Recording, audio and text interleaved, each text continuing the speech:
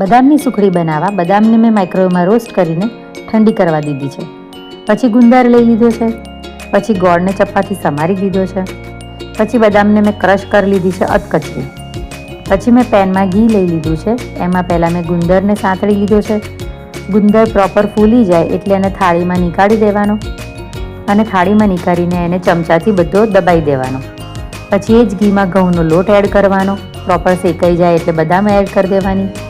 પછી એ બધું પ્રોપર શેકાઈ જાય એટલે પછી આપણે એમાં ગોળ એડ કરી દઈશું સમારેલો અને પછી જે ગુંદર છે એ બી એડ કરી દઈશું. બધું પ્રોપર મિક્સ થઈ જાય એટલે સૂંઠ પાવડર બી નાખી દઈશું. સૂંઠ પાવડર ઓપ્શનલ છે. પછી થાળીમાં પાથરી દઈશું પ્રોપર અને વાડકીથી ટેપ કરી દઈશું. પછી એને આપણે થોડી વાર માટે ઠંડો થવા દઈશું અને ઠંડો થઈ જાય ત્યારબાદ એના સરસ મજાના ચોરસ પીસ કરી દઈશું અને પીસ કર્યા પછી તમે એને ગરમા ગરમ સર્વ કરી લેજો.